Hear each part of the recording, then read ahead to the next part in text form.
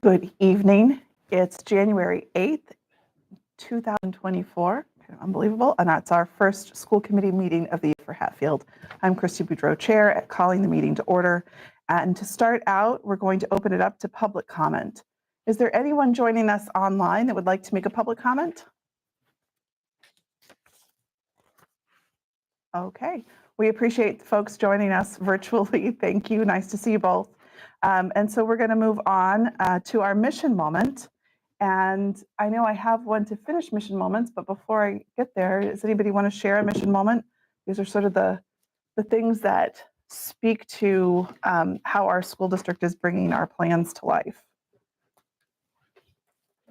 Principal Petra. We had a very successful winter concert. It was so great to see so many families and community members come out to support that event. And yeah, it was just great to have the kids participate. Absolutely. It's fun. I can highlight the Luminarium concert similarly. It was just a great event to have the students play some music, some festive music, and cap off and sort of start the holiday season. I've heard really good things about Smith Academy Band. Yeah, it's coming along really nicely. That's awesome. And a large part and big thanks to Leah Gardner, our band director. It's hard to make those big transitions, so that's really exciting. I also wanted to take a minute in Mission Moment to recognize and thank Mr. Wood. I believe this is, unless barring something really unplanned, this is your last school committee meeting with Hatfield. It is. Your last school committee meeting? Yes. Potentially? Hopefully. And so to recognize and celebrate the occasion, we have cake. Oh, because thank you. retirements are a joy. Okay. My understanding is retirements are a joyful thing, or at least I hope they will be. Really in the distance, but yours is right here, I know. days away. Yeah, days away. So I'm hoping we can pass this down. And Molly and Melissa, do you think you guys could help Oh yeah, sure. with cake? So we're gonna pass the cake and Good picture. pass what you're gonna need for cake. Thank you so much. And thank you to the town of Hatfield and all of you. It's been a really joyful experience. And had a great time, and I know it's time. How many years in education total? It's almost 40. I would have been 40 complete by the end of June. It's a So lot of it's a years in lot of service years. to kids. It really is. Yeah. So we can't speak to 40 years of kids, but on behalf of them all, thank you. Well, thank you so much. I appreciate it. So does anybody not want cake? Okay, so there you go. We'll move on with the meeting, but the meeting will involve cake. That's just all I'm saying. On the consent agenda, I just want to pull out that there is an edited version of the minutes from December 12th. And so those you've seen by email, and it's in the folder. And so is there anything that anybody wants to pull off the consent agenda, knowing that it's the edited version of 12:11, and the minutes are 12:18 from our record-setting 6-minute meeting with 2 votes. Clearly, you're the reason it takes so I long. know. Yeah. I've read those Okay. minutes. Anything else? Okay, so the minutes are approved, and we'll move on. Is there a student representative report? There is not a student representative. Okay, so we get to jump right into juicy stuff. And there's a presentation tonight. Our deep dive, as folks that are playing along at home, is when we take one topic that's really meaningful to the district and jump. I'm going to take that one toward the So, before we go Start too it up. far, John, can you confirm that anybody viewing at home can see the slides? You see it on that little red table, they see it all. Awesome sauce. there it Okay. is. So, so we put this together based on the grants that we currently receive. We do receive quite a few, and the purpose of grants are really to supplement our programming, not supplant our ability to fund existing programs. In some cases, they're substantial. But for example, when you look at the 240 grant, we have a requirement that, Why do I not see that? what don't you see? I don't see that.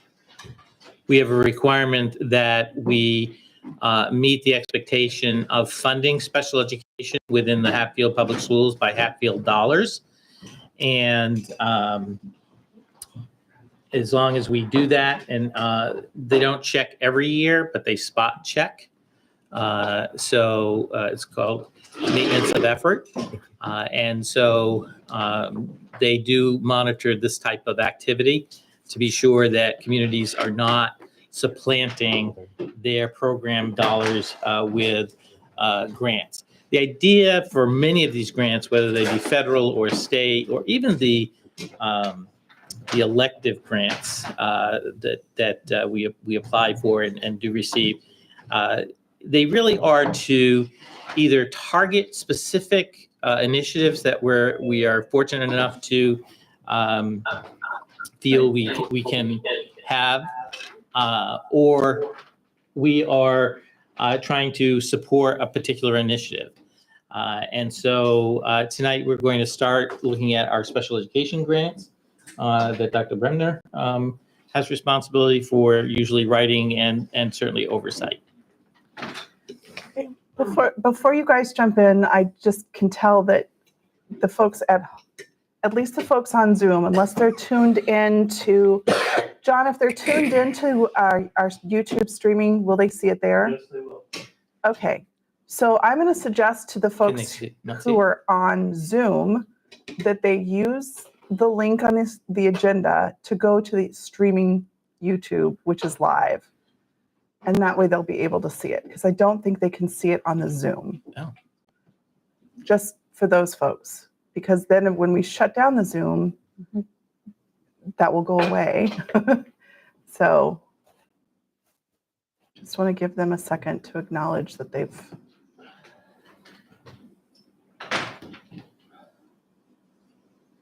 Okay. So it's on the YouTube. Yeah. But it's Great. not on the Zoom. Right. So you have to share a screen on the Zoom if Right. you want it to go onto the Zoom. And I can do that, but as soon as I leave, as soon as I finish, it ends up shutting things down. Yeah, so you tell me what you'd like to do.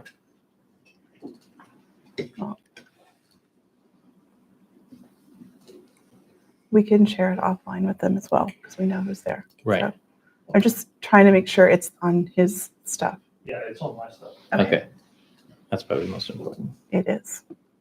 Thanks. So I think I get to be a bookends or sandwich of this grant presentation. So just to start us off, and I know the school committee is well aware in their professional and just existing as the school committee, the process of grants, but just wanted to highlight the process for folks, because I do think that grants seem like an easy thing sometimes. And I just wanted to highlight the different aspects of getting grants, whether they're an entitlement, like an allocation where the state says based on student population or whatnot, particularly for like special education in Title I, you get this amount, or whether we're going after competitive grants.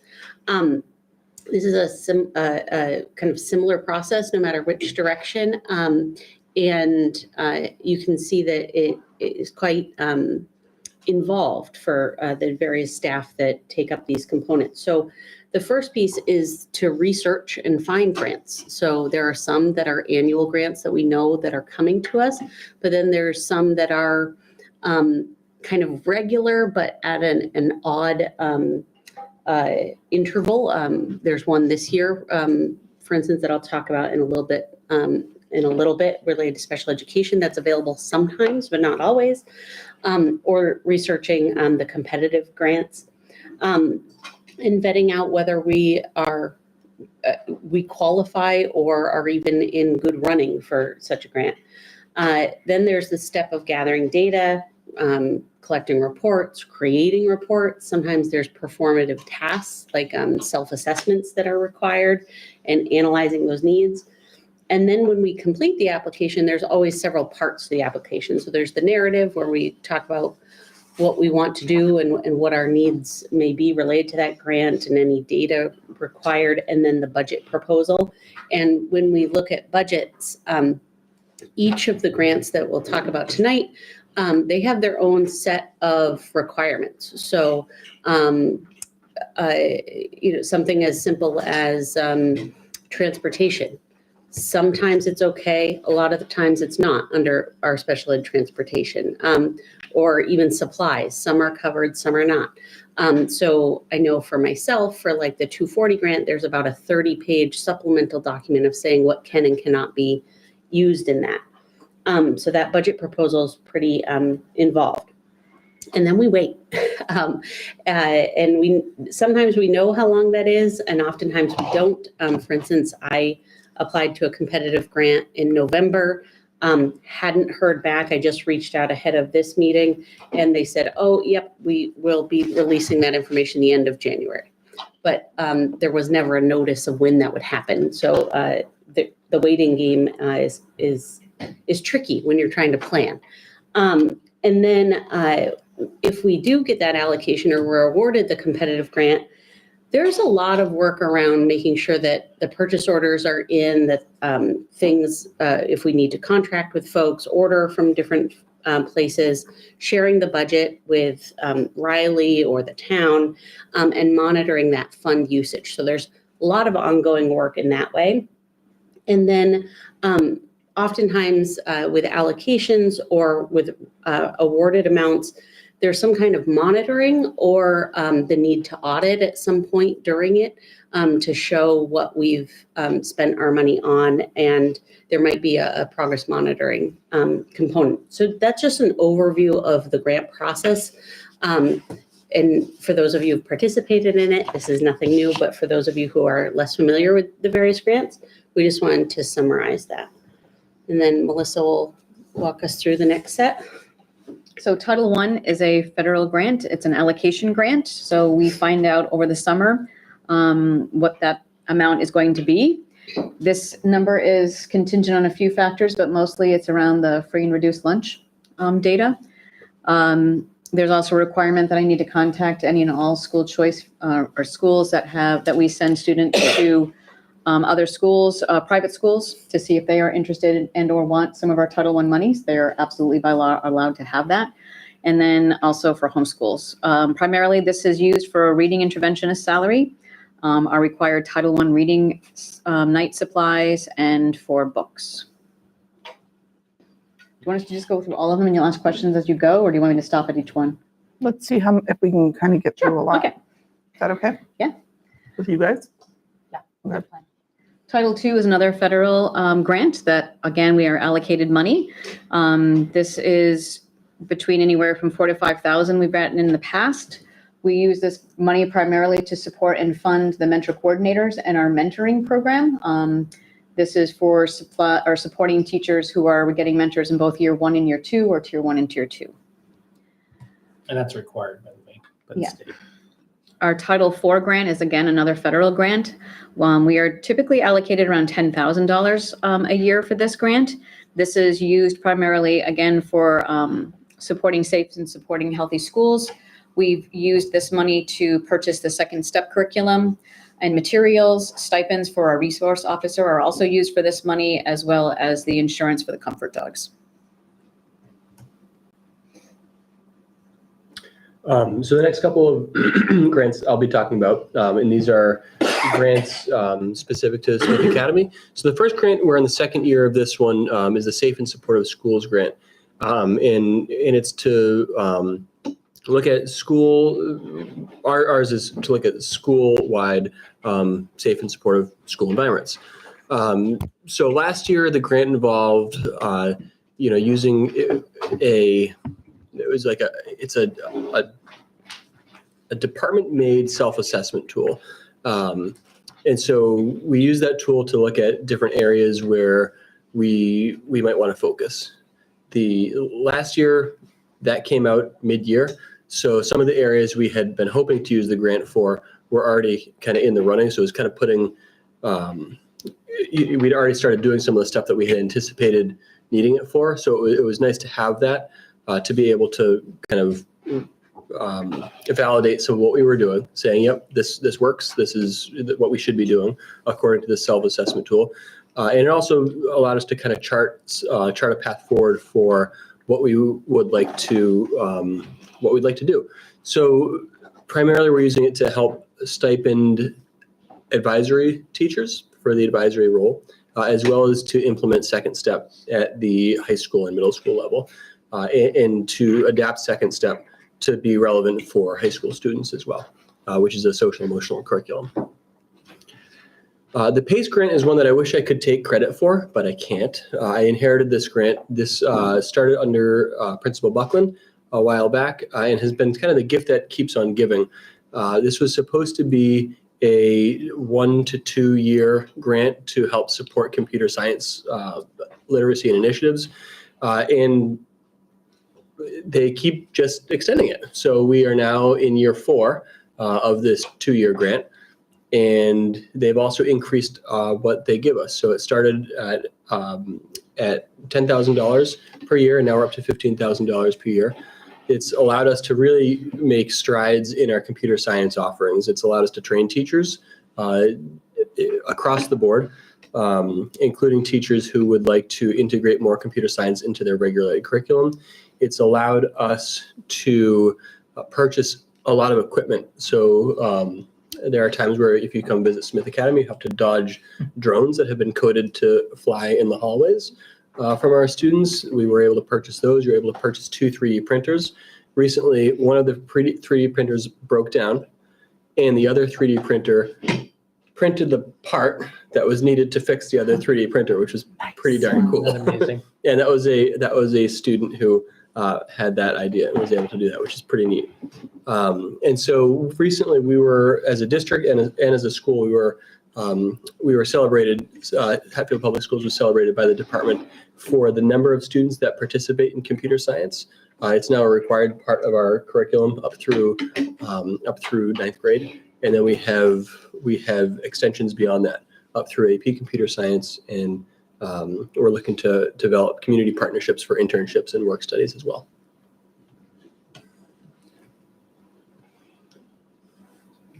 Can we take this?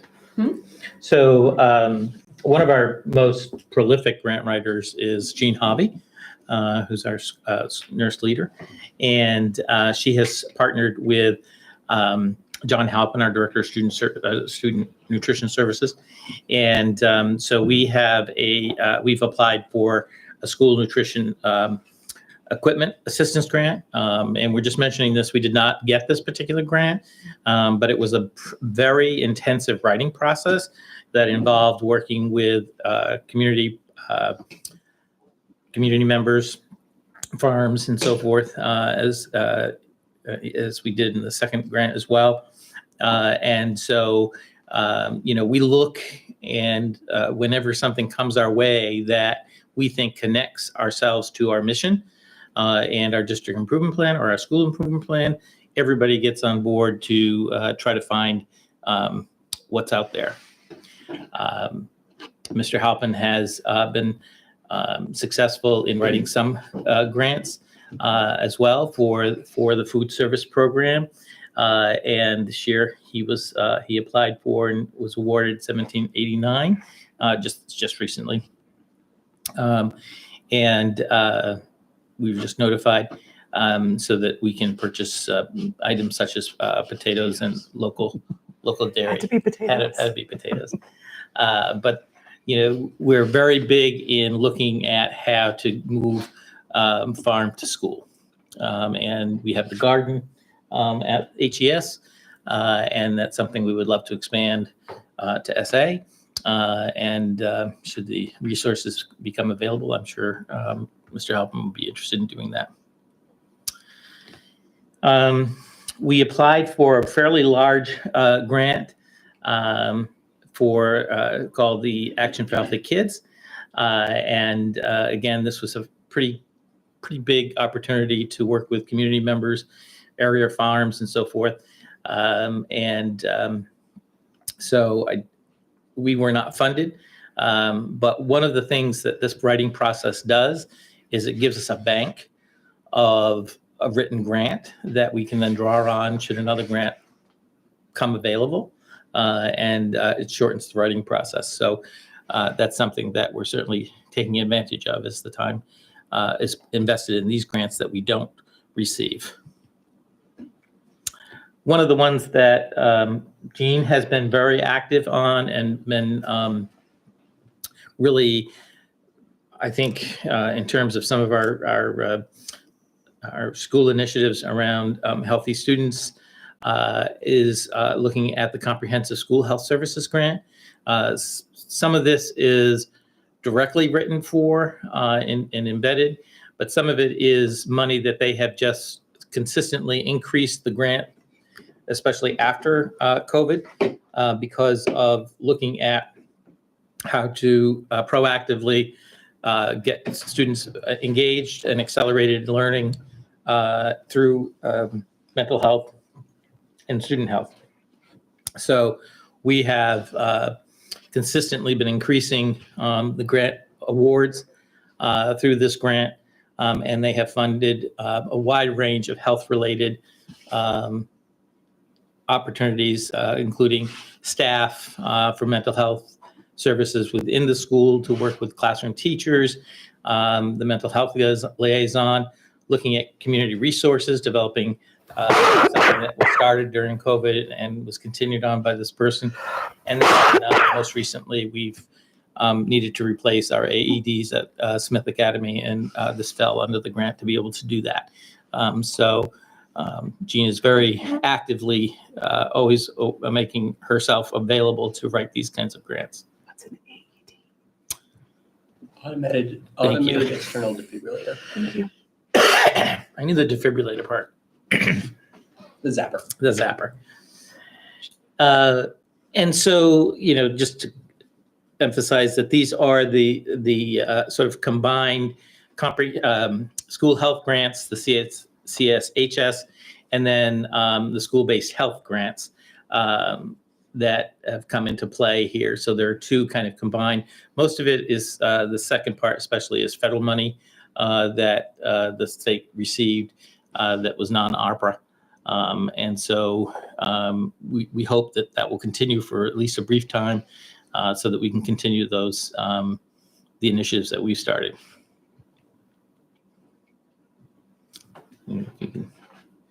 There's been the Scarlet Sock Foundation, which has a nice connection to local community. And then the Community Foundation with Western Mass was also something that we've worked with in the past, again, to fund the AEDs and the training that was provided for staff.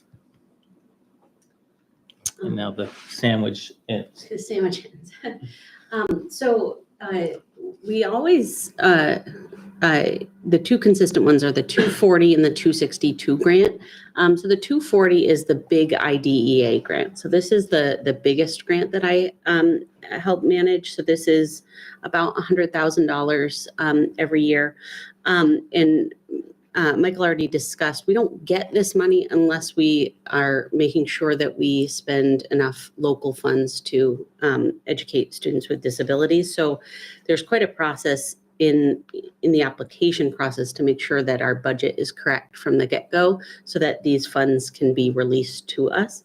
And then it's also important to note that it used to be called equitable share. Now it's proportionate share, but where we need to set aside funds from that amount for any student who's a homeschooled student who requires special ed services, and that may be in a drop-in way. It's something that we conference with those homeschool families, so they may come in for speech services, but the rest of their programming is a homeschool service or any number of other programs.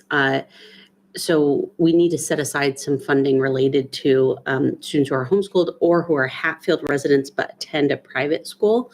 And the reason I want to kind of highlight that is because it is a set aside from that amount, and we talk about our enrollment and making sure that we're looking at keeping our Hatfield students enrolled. And that's really important related to this funding because it is a set aside. The other piece of that is proportionate share funding is quite complicated when it comes down to private schools in that the federal guidelines versus the state guidelines are not quite sunk up related to the location of the school. So, for instance, Bement is in Deerfield. But if we have a Hatfield student that goes there, we are required to provide the special ed services that they need, but Deerfield also is supposed to help fund some of those services there. But the way the set aside isn't an amount that makes any sense, if that makes sense. So we still need to provide that service no matter what that cost is, but the set aside is something within their algorithm. So it often goes beyond that set aside. But anyways, when I talk about how grants can be complicated, that's a highlight there. So we use this for partial salaries, supplies and professional development primarily. And an example of that is, so it's really tricky to have certain folks on staff, like a physical therapist. And we know that we likely, given our population, won't need more than a day a week, but on any given year, it might flex how much of that day is on a grid service versus what can be used to support inclusion in PE or inclusion at recess. And so making sure that we offset that portion using this grant is an example of how that partial salary might be covered. The 262 grant is for our little people. So we get very little. At one point in time, preschool was very heavily grant funded. It has all but disappeared. So we get $1,200 to $1,800, and we pretty much use that for updated supplies, curriculum, those kind of things. The 274 grant, this was one of those that is not available every year. So this is essentially a grant where the state wants to target a professional development activity for special education, and they release it. So it hasn't been available in several years, and it is available, and we received it this year related to the new IEP that's coming. And then, but during COVID, we had supplements to the 240 and 262. There was ARPA grants for both of those. So there is a flux to some of the special ed grants. And then just some other efforts that myself or Melissa or Connor have looked into. I've applied for 2 social emotional related grants. One was last summer, which we did not receive. They re-released it with some new guidelines, and that's the one I applied for in November, and we'll find out at the end of this month whether we received it. We've had technology grants that Paul Duvall had done and Suzer has looked into. We've applied for a literacy grant. We also review various corporate and nonprofit grant resources regularly. And some of those are things like Connor getting fly fishing gear. So, large and small, we do go after what makes sense to go after, but it also is a lot to navigate and manage at the same time. Questions? I have a few. Go ahead.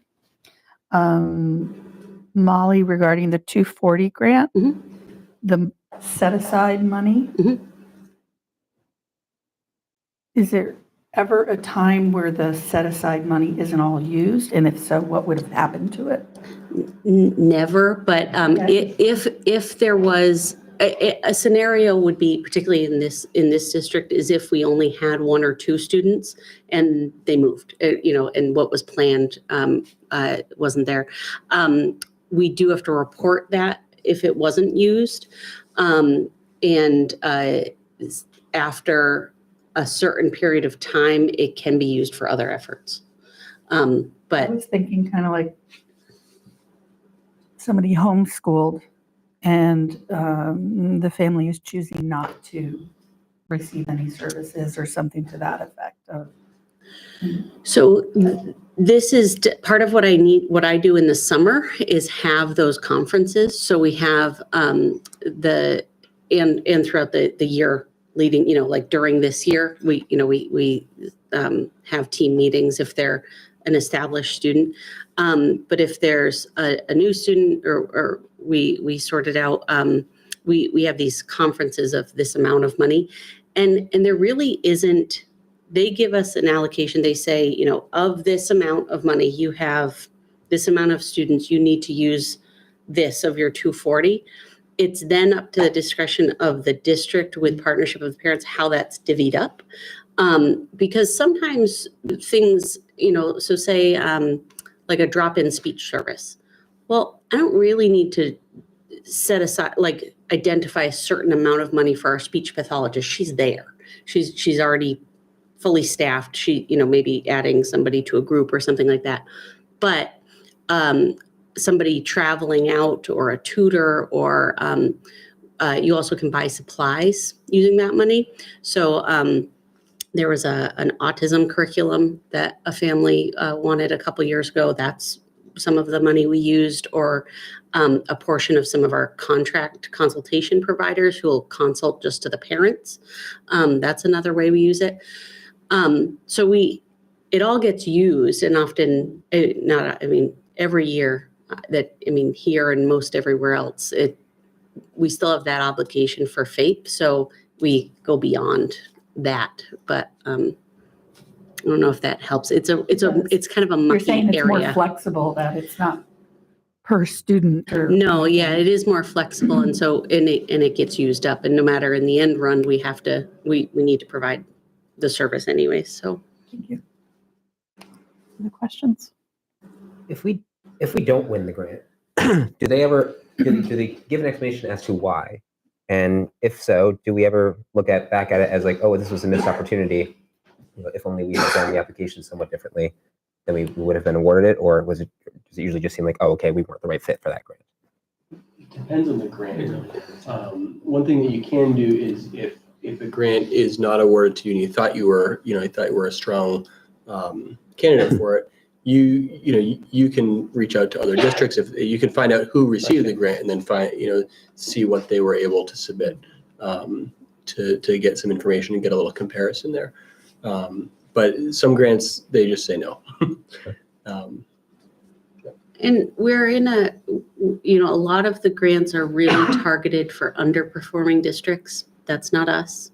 A lot of grants are targeted for more populous or more percentage of ELL students, or like other things that just aren't us. So sometimes we can't apply for them at all.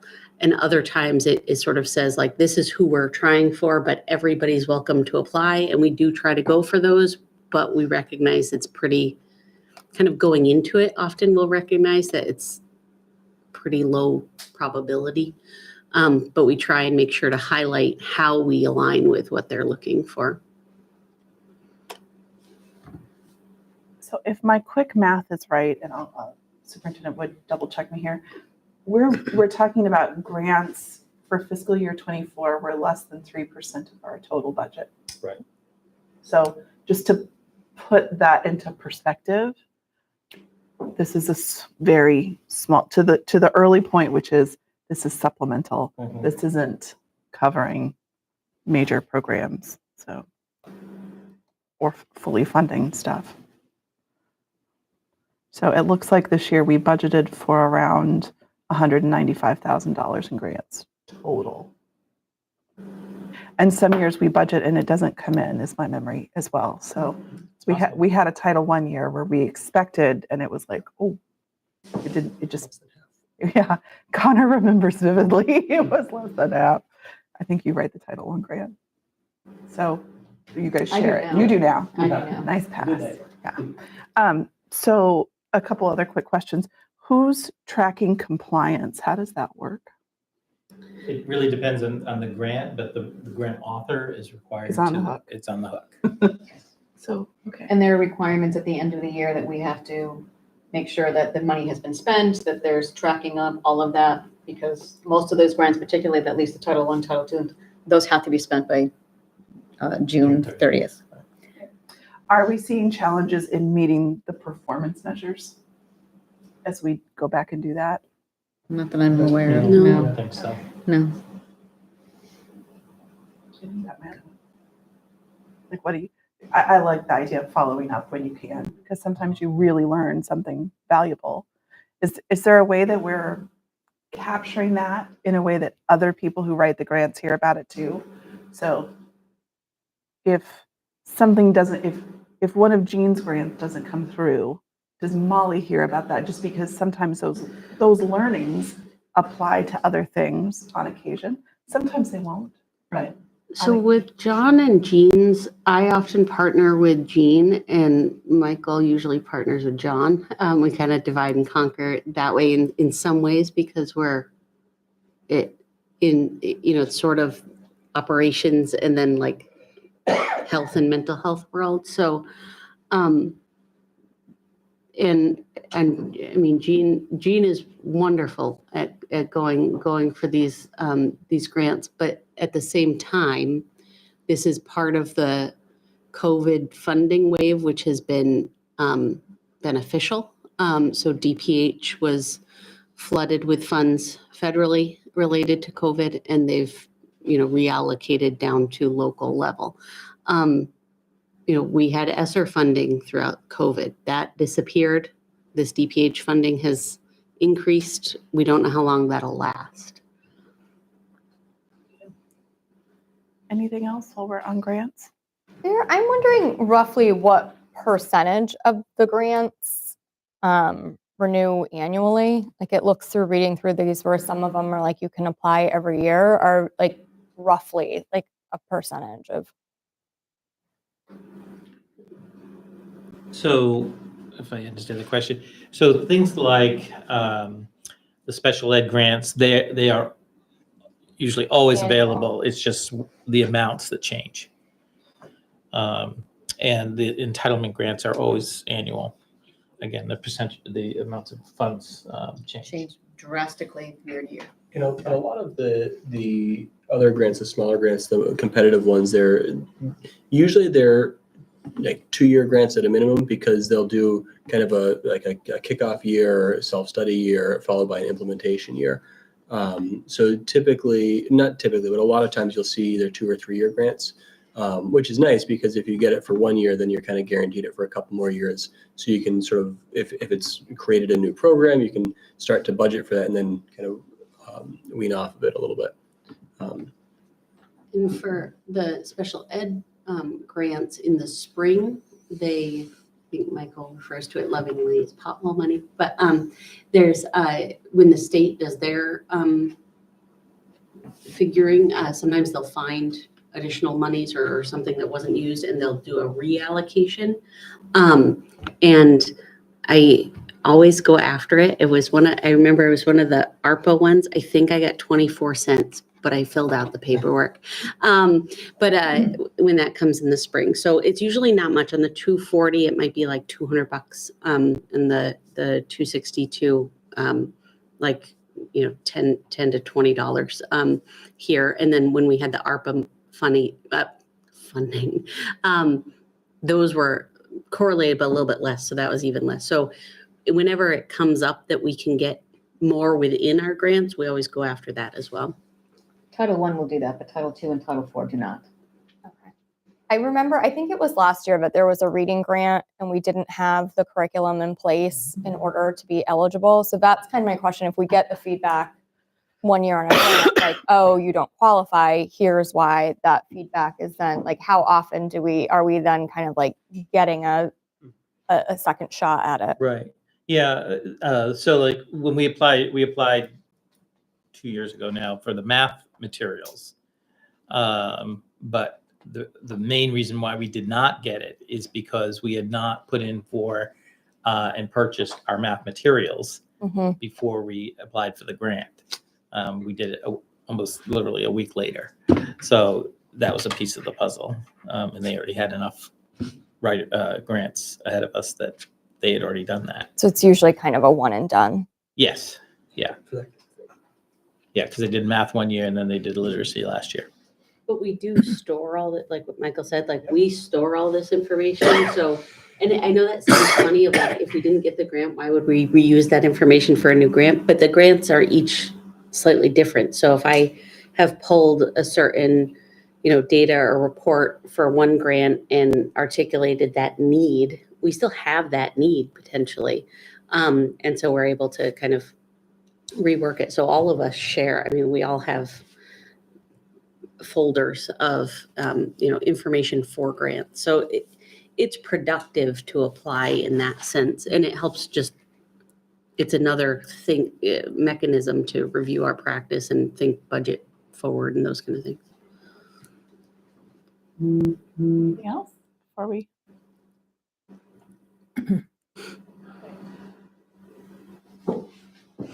So I'm going to go on to administrative reports. In the interest of, we have an executive session this evening that might take us some time. I just want to ask the committee, are you familiar with what's in the executive reports? Is there anything you want to pull out and ask some questions on? I just wanted a question, a little clarification around the personnel update. So why don't we speak specifically to the personnel update? Specifically to that, because I between the different reports, I got confused in the So- sum of the picture. Mr. Wood, can you just give us an overview of personnel and where things are? So we, I think it, because this happened like very quickly. I think So there at was our- new developing information. Yeah, I think So things at our- updated between reports. Yes. So at our December meeting, I think I said we were 100% staffed.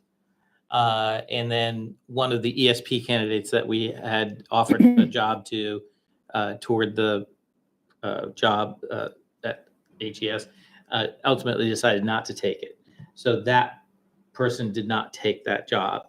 And then during that period of time between the last meeting and this meeting, our assistant for special services put in her resignation to take a similar position for the full school year in another district. So Dr. Bremner very actively posted and filled that position. Although, again, I will caution the words because the person hasn't signed on the dotted line yet. Start date doesn't happen. Start date has not happened.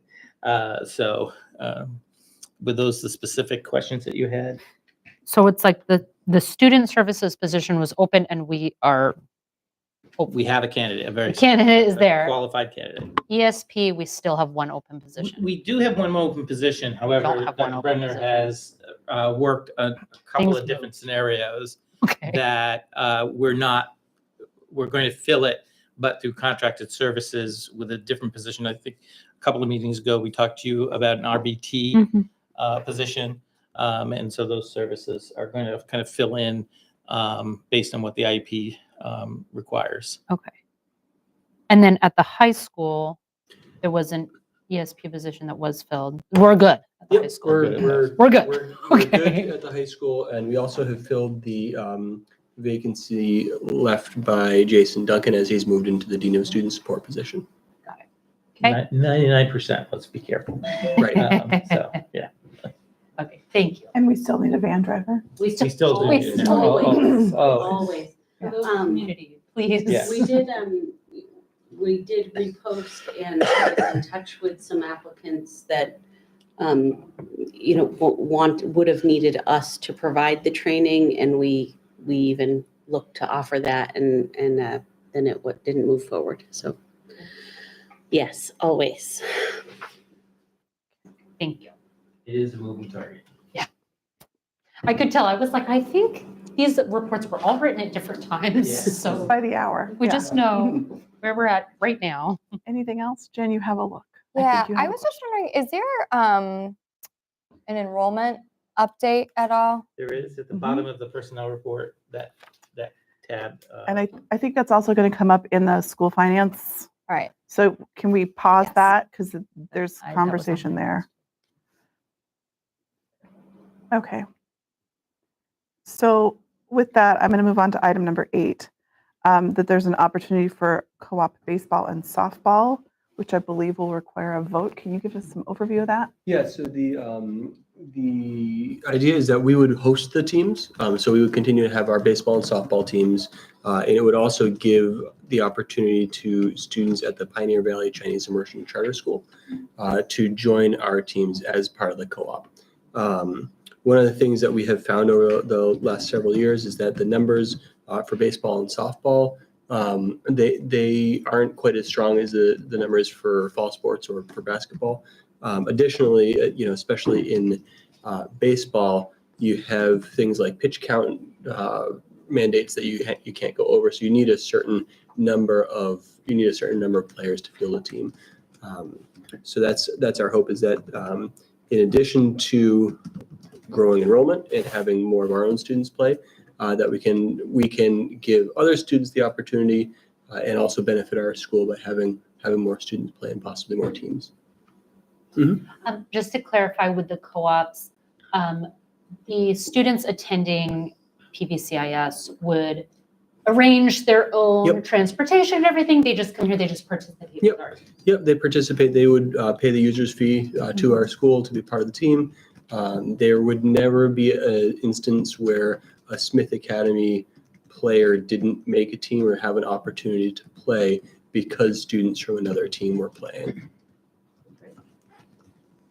Is there a lot of interest from the other school? I believe there is. Yeah, there's they're in a position where they can't field a team, from my understanding, but they have students who are interested in playing and would like to play. Which is us and other sports, right? So Totally. Yeah, exactly. We love a co-op. We have several of Yeah. our students Yeah. wrestling right now. Wrestling, The co-op. hockey, football. Wrestling? Yeah, we have some of our students are doing wrestling this year with Northampton High School. No kidding. So with that, is there a motion to approve a co-op with the Chinese immersion school for baseball and softball for this year? I'll make that motion. I'll second. Is there any other discussion? All in favor of the co-op? Aye. Any opposed? Co-op is approved. So moving ever forward here, we are at one of our favorite times of the year, calendar approval season. And so the calendar came to us, we took a look at it, there was much discussion. And so you're seeing draft 3 in front of you this evening that has a few tweaks that are, I think, mindful of they're parent friendly in some of the changes, as well as this is a direct reflection of a conversation with staff as well. And so I think if you'll remember back to some of Kathy's questions about where the half days went. And so we're really looking at early release, particular around curriculum development days, and some of those getting slotted so that if you were going to be taking a holiday day off or a long weekend, that we might put some of that together for families. Also, if you're looking for childcare, that gets to be like one grouping as opposed to really random days. And looking at just sort of how often we were out by month. So those are the changes. Dr. Driscoll has also kindly added things like the start time and the early dismissal Thank you times, so much. which may seem small, but is like, oh, No, it's not small. it's not small. Thank It's you for that. It was the first thing I saw. on Yeah. this, and I was On like, behalf of about glorious. 300 families, we would like to say thank you. Yes. So you'll see early release days in yellow, no school days in red, and we're working on getting some key, not all, but key community event days, which will show up in green. So the open house at the start of the year for both schools is there, and our goal is to also have the winter concerts and art show in December that will be reflected. I think we can vote through that's not something the school committee will control. So we're leaving a place on it to say we'd like to see it on there, but we're not choosing the date of those two events. I'm just asking that administration get it listed. Yep. Which I think families will be really appreciative of because they can schedule ahead. And I'm really glad that we had that input from staff. I think that really helped shape this. So are there questions? Just one question. Mhm. Was there a particular reason we did 2 half days in a row in May? It was just that May 16th one. I didn't know if there was a particular reason we chose that. We moved one that was in Okay. April into May so that we Got didn't it. have it. I remember now. Promise. Now I remember. I was like, I And- know there was something. And then the 23rd then ties into Yes. Memorial Day. Which is long perfect. weekend. Nope, we love it. And in terms of continuity, that having 2 back-to-back seems a little unorthodox, but it will provide an opportunity for if we have something that started on that first day, a chance to maybe implement a little bit, reflect, and then finish it up on that second day, rather than having a long time between the two. We love to hear it. It also, like, the formatting was a little funny. So I was like, did we move this one? I didn't remember. My other question, and again, this is like not relevant to a date that the school committee sets, but I did notice, and I might be misreading, that I think we have the HES grades closing on here, but not Smith Academies. Oh. So it would be nice to just have both. That can be done. It's not a deal breaker, but this would be nice.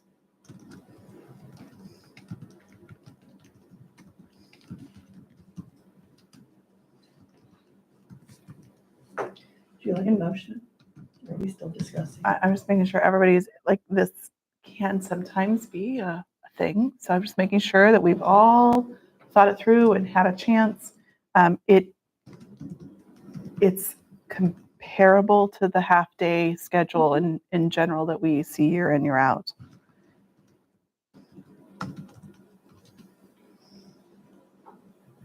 And it now concludes the end of the year on a Friday. So there's not a little carryover. We'd love to see that. As long as it doesn't snow.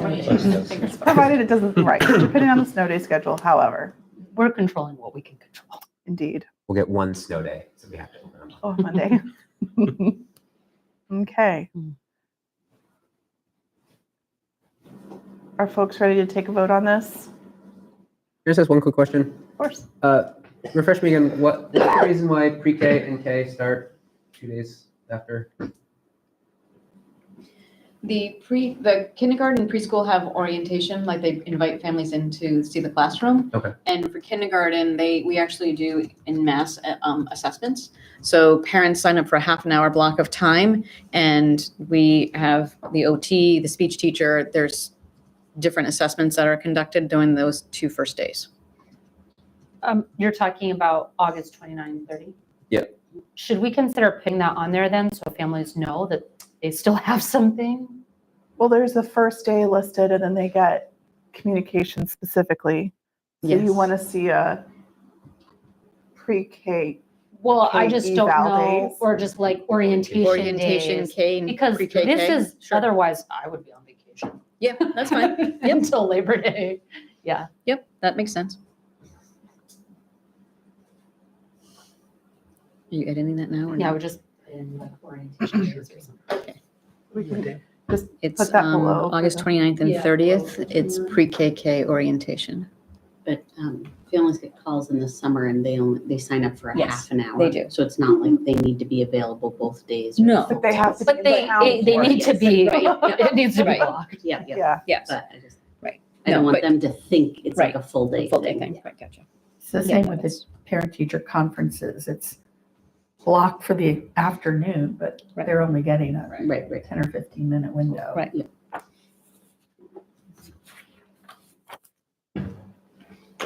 just know myself. We verified the holiday, Yes. we double checked the They all day, look- the days on learning. I mean, I think this looks great. Honestly, it's improved by a lot. I'm ready to move on it. I think the only other thing I would say, because I know this is like a formatting thing. When we send it out to families, I would just delete the little notations of the days. We will delete all that. No, it's a draft. I'm gonna just send them. Can I ask what notations you're talking about? The number of This is the number of days. Just, yeah, Oh, I know got we, it. we put them into work with Got it. ourselves, Yep. but in other years, they were not removed. So I would just like to make sure that Agreed, they need to cut, out. yeah, because I think it looks really nice. Anything else before we take a vote? Because when we make changes, we have to bring it back for a vote, so. Okay. I'll take a motion if someone has one. I'll make a motion to approve the proposed school year 24-25 calendar as presented. Second? Okay. All in favor of the calendar presented, including the one update we discussed about orientation? All in favor? Aye. Any opposed? Great. Thank you all. Thank you, Dr. Driscoll, for pitching in on that too. And honestly, thank you to the HTA who was Yeah. a good It looks great. good partner on that. So with that, I turn it over to Mr. Sullivan for the school finance committee update. Okay. So a fairly brief update. We met last week and we discussed transfers at first, and we'll have a vote tonight to cover some of these transfers. Just reflecting that we have some funds that some grant funds that we had allocated for special ed transport, which cannot be used as such. So we're going to move the money out of that account to the special ed salaries, and then move some town money from salaries back into transport. So it should be an even swap. Just a heads up, there'll be transfers at future meetings just for some other special ed transport costs and some out of district costs. Some special ed transfer costs, but we won't need any out of district tuition costs because of Molly's hard work on getting our circuit breaker funds up, and also a pending appeal on some of the billing for those funds to a different district. Enrollment looks like we are up 8 since our October enrollment update across several different grades. So that's a good sign for us. I don't know if either of the principals or Mr. would have anything further on that, or I believe we even have 2 more Mm-hmm. that might not be in that report. Yeah. It just moved. I thought we had someone Yeah. come in last week that Yeah. couldn't get counted into that. So Okay. that may be up to 10. Yes. It might be. And if I read that correctly, since October, any shift going the other way was the sum total of 1 pre-K kid. Since So- October, yes. So we've gained 10 since October. We've lost 1. It's been a combination of move-ins and the choice. Right, which is great. Great, it's good to see. So campaign 2040 is working. We have, on that note, we have the Smith Academy Spring School Choice Open House scheduled, similar to last year. It'll be student-led tours. That's going to be on February 29th. Lucky. Yeah. I was We'll be also ahead with that. really excited to see that some of the 8th graders have chosen their civic project to Yeah. look at school enrollment. Indeed. And so our students are getting engaged, which is awesome. They have lots of questions, which I'm excited about. So they're paying attention. I'm also excited that my mom had recently moved and sold our family house, and there's a new family there with 2 kids to enjoy the massive yard that was just being mowed for the last several years. So Is that that's a exciting. requirement that you had to have school-age kids? Yes. By your mom's house? Thank you for Way doing to what go, you Al. can for the cause. Screening all the people at the open house. Like, nope. Are there kids? Jen, do you have other questions that are specific to enrollment? Because this would be a good time to talk about them. No, I don't think so. So you're saying that final number that you just gave, the gain 10, lost 1, is the current update, or there may be another one that you said is not represented here? I think the 10 The is 10 is inclusive of inclusive of the two new ones. the 2 that started like late last week. Third grade's done very well. I'm very proud. I know, they're great. I just was wondering if we had any follow-up about any additional school choice inquiries or anything else. I know We've had there a were couple. some things sort of, but like the school break and stuff, I just didn't know how the follow-up was. Yeah, we've had a couple, certainly we've had a progression of school choice, obviously, since that.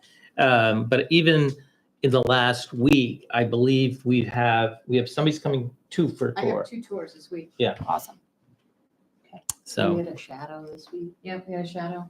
Great. Also a 5th grader. so they're trickling in, Yeah. which is great. Okay. And of course, this is the end of the first semester, second quarter. This is like when so people are this might looking be at things, people, so will be looking, so. Great. just hoping we're following up. Yep. That'd be great.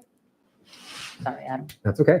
We had a discussion about how much money Hatfield could realize in savings with our combined, with our administrative changes going forward with Mr. Wood's retirement and hopefully Dr. Driscoll coming in as a super principal and That's our official new title, by the way. I think we're sticking to that. other administrative changes. So the number there might not actually be quite what it was. It might be rounded down a little bit more, but we're still looking at hopefully some significant savings with the combined super principal contract, the Dean of Student Services, and the replacement for the new dean's former position.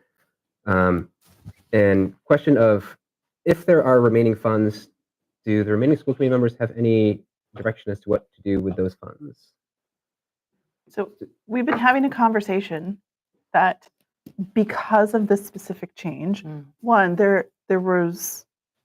been some unfilled stuff that, I mean, we campaigned so that we could grow some and seed in new courses. And that came to fruition in many cases. And in the case of like Spanish at the elementary school, it didn't because we just couldn't fill it. Those funds then are available and have helped us out in a few occasions so that we didn't have to go hand out back to town and ask for help. So some of that is still sort of playing out where we will end this year. But in particular, with the change we're looking at with Mr. Wood's retirement and that change, because we're combining those roles, there's likely to be some funds. And I think one of the things that as we look at it is, how do we want to move forward with that?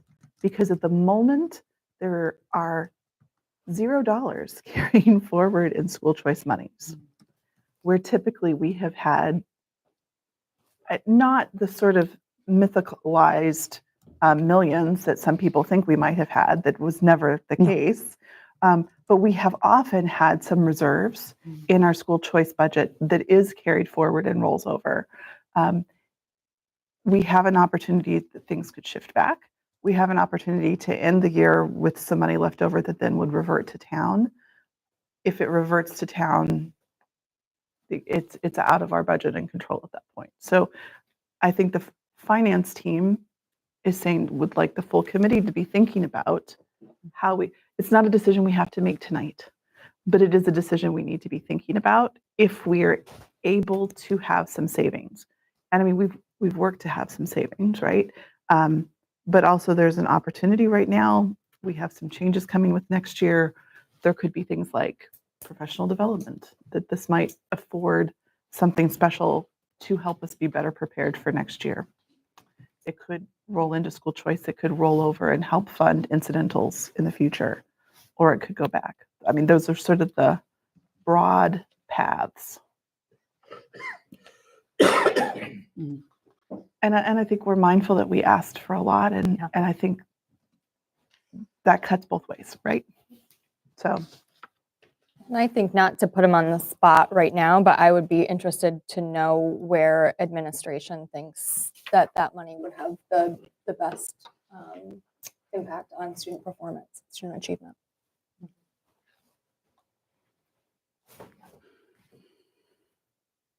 So we will ask for that to get responded to next meeting. Just a little bit more. The pre-K before and after care, the application has been open for the position as of yet, or as of a meeting last week, there were no applicants. I assume that hasn't changed. We had asked to maybe reach out to Ms. Benson, Ms. Patty, and see if she had any direction for someone who might be interested in that. And I have reached out, and she has looking to see recent grads from the program. She runs a program in East Hampton. It's called the Tiny Tots program. I know it because my daughter goes to it. But basically, there are high school students who are in the they're the teachers under Miss Benson's supervision, who work really well with the students. And the thought is, if there are recent graduates who have been interested in pursuing that line of work, that they might be interested in this kind of position. So she's agreed to look into that and see if anyone comes to mind and put them in touch with us. We're trying, I say we, they're trying to get this in place ahead of time, just because we know that, parents who are going to be applying for a preschool, this could be it's the one way or the other, depending upon if this program exists, or you have to seek a different plan, whether it be daycare or a different preschool that has extended day services. So we'd like to be able to provide this within time if possible. So stay tuned. Hopefully we get something out of it. The next blurb in there was just kind of, it ties back into savings from administrative changes. We also had the savings that we discussed from school psychologists and the Spanish teacher. So really nothing extra there, just what do we want to do with those funds? And then we're meeting at the end of the month to discuss FY25, and we'll have an update for you at the next meeting for that.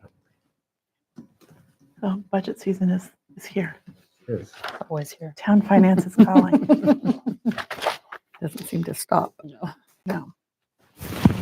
I would emotionally prepare yourselves for more budget conversations next month that will probably require a deeper dive on the committee's part. And I don't believe that there is a policy subcommittee report, and so we're going to move on to transfers. Yes, so the transfers document is in your folder. I did one, so originally I did an edit for transfer number 1, but then I added a couple from our meeting that we had the other day. If you don't want to approve those because you didn't have a chance to look at those, that's fine. We can do them at the next meeting. Excuse me, I'm sorry, I'm trying to get. So the one linked, I see. Yeah, not the link, the other file. There's and the- another one. There's another one that just, Sorry. because it was a, why is it not going all the way down to get there? Because the issue is that we had $50,000 that I had put in transportation that was coming out of the 260 grant. We can't take that money out of the 260 grant. So we've got, and the grant was not written that way to do that.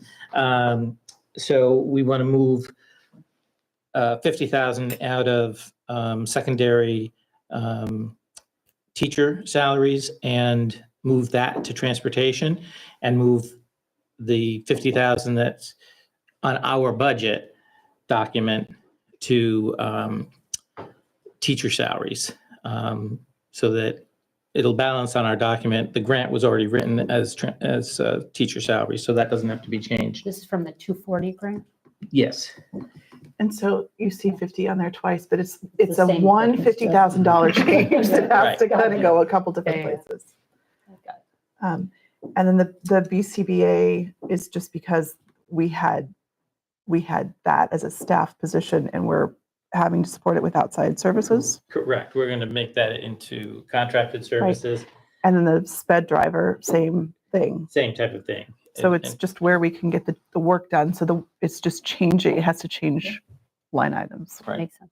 Those lines aren't overspent now. This is a sort of a proactive transfer. So in school finance, we're working to see how much we can get ahead of the transfers so that it's not all at the back end of the year, so that we can just have a better eye to make sure we don't inadvertently overspend anything. So Would you like a motion? I would love a motion. Okay, I'll make a motion to approve the transfers as presented. Okay, is there a second? Second. All in favor of approving the transfers that we've spoken to and presented? Say aye. Any opposed? Okay, approved.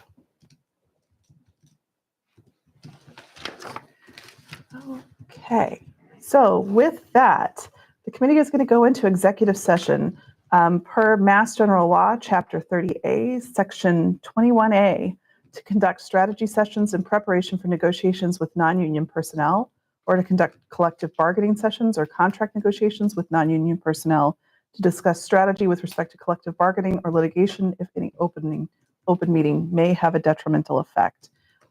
It's listed on our agenda what it's covered. We do plan to return to open session so that we can, in anticipation that we may have some votes.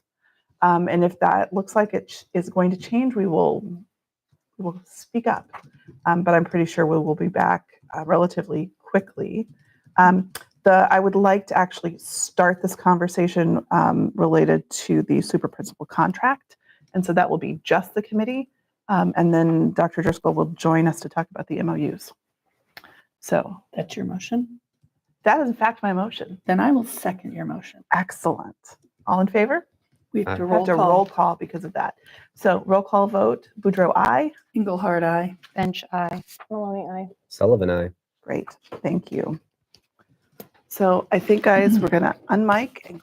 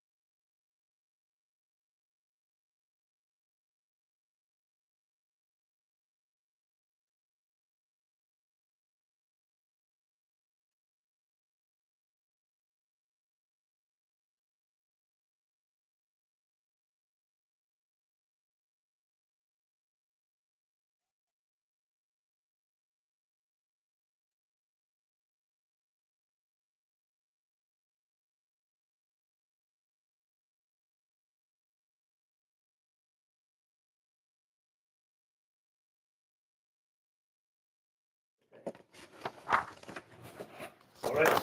All right. So we're back.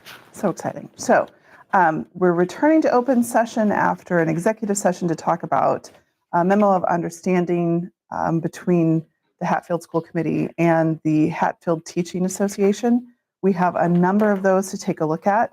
The first one up is related to additional days for the Dean of Student Support role.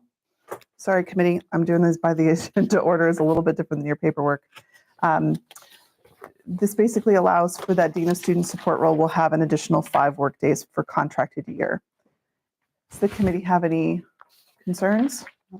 Can we take these with one motion? Okay, so that's one. The next one up is related to the sick leave bank. And so that is sort of a twofold item.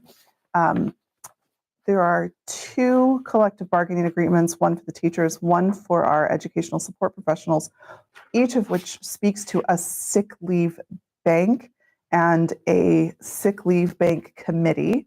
And so this MOU clarifies that there will be one joint sick leave bank that is shared between teachers and ESPs, and that the committee that would review requests for use of time out of that bank will be comprised of a teacher representative, an ESP representative, and one school committee representative, and the decision of those will be final. The next MOU is related to an athletic director. So the existing contract states that an athletic director, historically a teacher, will not have additional duties because that job function takes you away from so much time. And so this allows for when that stipend is held by a staff member who is not a classroom teacher, that they will be able to have other duties. And that's going to be relevant for us. Can we just clarify for anybody watching what duties are, such as? Sure. You and Could be maybe coverage for a class, could be detention duties, a typical one, hallway patrol duty kind of thing. So things that we would typically ask teachers to do with their duty period in the contract, because of the kind of demands on the athletic director that needed often timely and prompt attention. During the last negotiation, it was decided to stipulate that they would not have additional duties. so given that is now likely to be filled by someone who's not having those typical teacher duties, we're looking for that to change. And then the last MOU is related to the grievance process when we specifically have a dual-rolled administrator.